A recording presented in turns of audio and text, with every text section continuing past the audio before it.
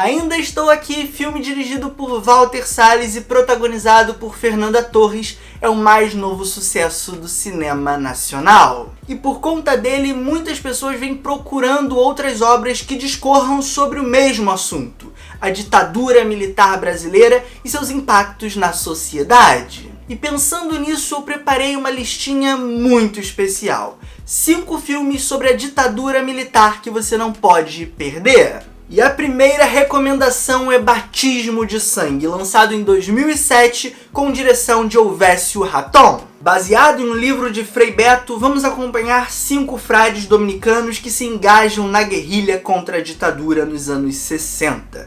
Por apoiarem a luta armada, são considerados comunistas, presos e torturados. Sem sombra de dúvidas, eu escolhi esse filme aqui para abrir a nossa lista justamente pelo seu impacto.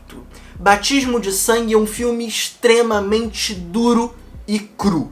Aqui você vai ver algumas das imagens mais fortes já produzidas pelo nosso cinema sob as torturas. O choque elétrico, o pau de arara, tá tudo aqui. É um filme muito forte e que também acaba por escancarar a hipocrisia dessa ditadura que se vendia como conservadora, mas até mesmo frades, padres, pessoas engajadas com a luta da igreja também foram perseguidas. O elenco é recheado de grandes nomes e a direção, como eu disse, tem essa abordagem muito particular e visceral, com uma maturidade para lidar com seus temas que eu gosto bastante.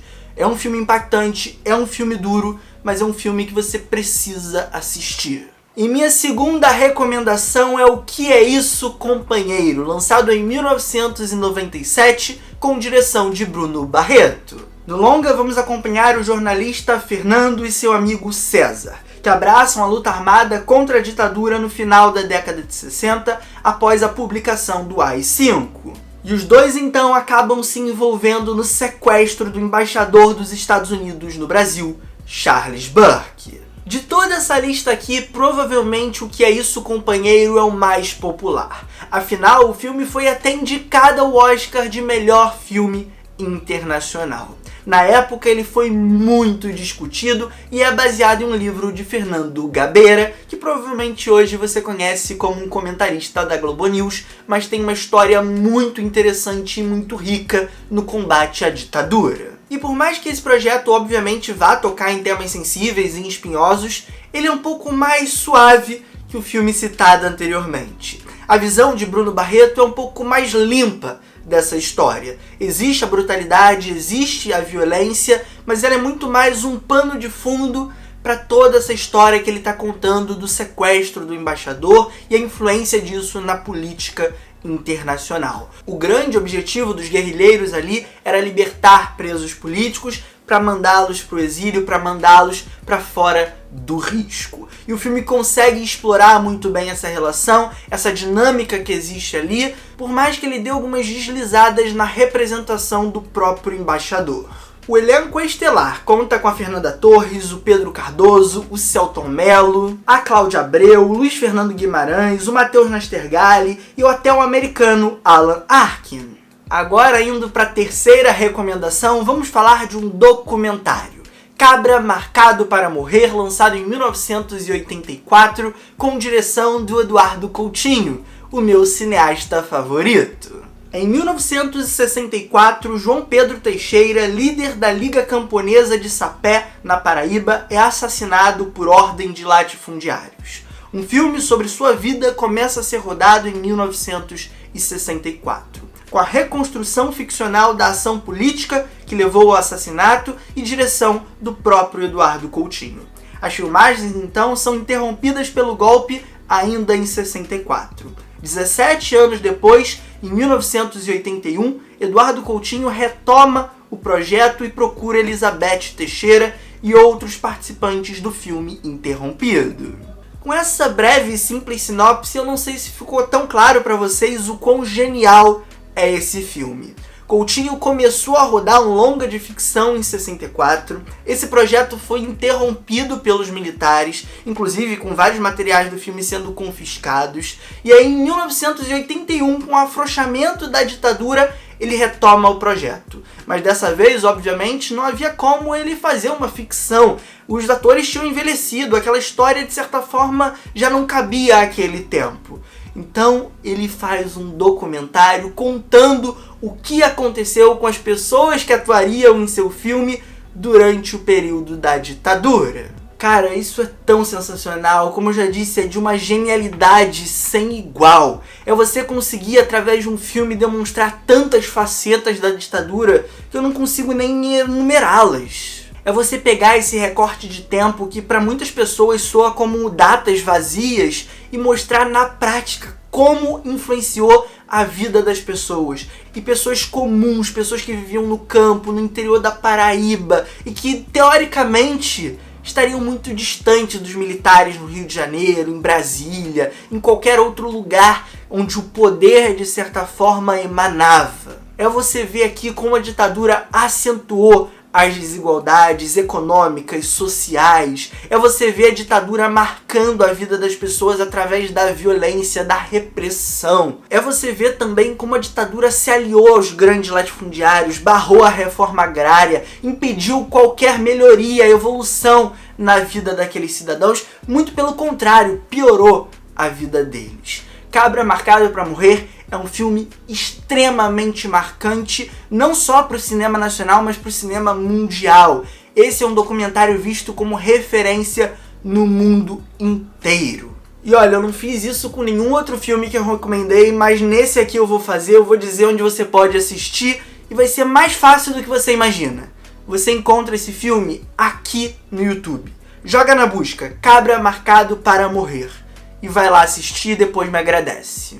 E agora vamos para a quarta recomendação.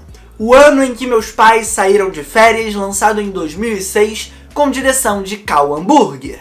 No longa, vamos para 1970, onde conhecemos Mauro, um garoto de 12 anos que adora futebol de botão. E tem sua vida mudada para sempre quando acha que seus pais saíram de férias. Mas na realidade fugiram da ditadura por serem militantes de esquerda.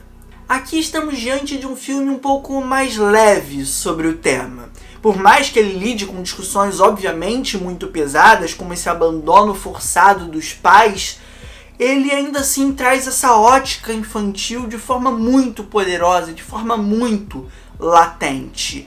É um filme que constantemente está falando dessa inocência juvenil, ao mesmo tempo que contrapõe isso com a figura de alguns idosos muito presentes ali no filme. O avô da criança, o avô do Mauro e o seu vizinho judeu a quem ele precisa recorrer e o ajuda. Inclusive, assistindo Ainda Estou Aqui, de Walter Salles, muitas vezes eu fui remetido à abordagem do Cal Hamburger aqui, principalmente nas cenas envolvendo as crianças e a forma com que os adultos tentam blindá-las. É um filme denso que lida com contradições, temas muito profundos, discussões muito potentes, mas que ainda assim fazem isso por um prisma não necessariamente da dor, mas talvez da esperança, da ingenuidade infantil. E agora, para fechar a lista de recomendações, vamos de Eles Não Usam Black Tie, lançado em 1981, com direção de Leon Risman. Otávio é um militante sindical que organiza um movimento grevista para resistir às práticas exploradoras de uma metalúrgica, no qual seu filho Tião também trabalha.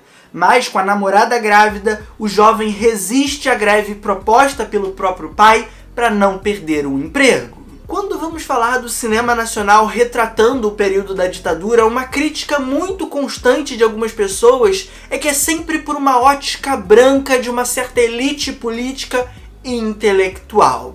Então eu trouxe aqui nessa lista alguns filmes que fogem dessa lógica. O Cabra Marcado para Morrer é um exemplo, e esse aqui talvez seja o maior deles. Eles Não Usam Black Tie vai discutir essa questão da ditadura justamente pela ótica do chão de fábrica, pela ótica das pessoas comuns, e como esse sistema extremamente opressor vai jogar um contra os outros. Vai criar um sentimento de intriga que divide famílias, que cria, de certa forma, uma animosidade muito forte na sociedade que só beneficia uma pessoa, o patrão. Esse é mais um filme muito potente, com um discurso político muito marcado e muito forte, um elenco espetacular, com inclusive Fernanda Montenegro, e que com certeza tá aí nos anais do cinema brasileiro como uma das suas grandes produções. Eu adoro esse recorte muito particular daquela família que o Leon Risman traz tão bem. A forma com que ele estabelece cada personagem como um elemento para mover essa trama e propor discussões é muito perspicaz. Porque ele não cai em arquétipos extremamente simplistas, ele complexifica cada uma daquelas figuras, mas ao mesmo tempo os torna peças muito eficientes e com poucas aparas a serem feitas. Com isso, o filme se torna multitemático, multivalente, ele discute muitas coisas com uma simplicidade que parece com que ele está discutindo só o trivial, só o simples, só o banal, mas na verdade ele está indo por muitos mais meandros, ele está se infiltrando ali dentro desse sistema e dentro dessas discussões.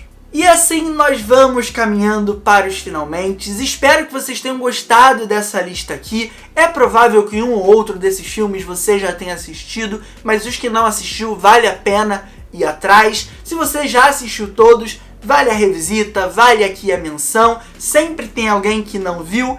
Então você sabe que é importante esse meu trabalho aqui de recomendar também os filmes mais básicos, os filmes mais basilares do nosso cinema. E se você gostou desse formato com recomendações relacionadas a um tema, comenta aqui embaixo também e deixa o like para eu entender esse feedback de vocês, para eu entender que vocês gostaram e possivelmente trazer mais vídeos nessa pegada. Por exemplo, eu adoraria falar um pouco mais dos anos 90 do Brasil, falar do período Collor, trazer aqui Terra Estrangeira também do Walter Salles. Adoraria falar da época do Getúlio, tem vários filmes sensacionais sobre esse período. Posso falar inclusive da época do Império. A gente tem Carlota Joaquina para discutir, a gente tem até filmes recentes que trazem uma ótica de figuras relegadas da história, como Joaquim Nabuco, grandes abolicionistas também vêm ganhando filmes por aí. Me conta aí, vocês querem conhecer mais da história do Brasil através dos filmes? Vamos conversar. Manda aqui nos comentários, eu quero saber esse feedback. Aproveita também, compartilha o vídeo com os amigos e se inscreva no canal se for novo por aqui, ativando o sininho para receber as notificações, assim você é avisado sempre que eu publicar um vídeo novo. Você ganha e eu também ganho com isso. Um forte abraço, um beijo, valeu, falou! E fui!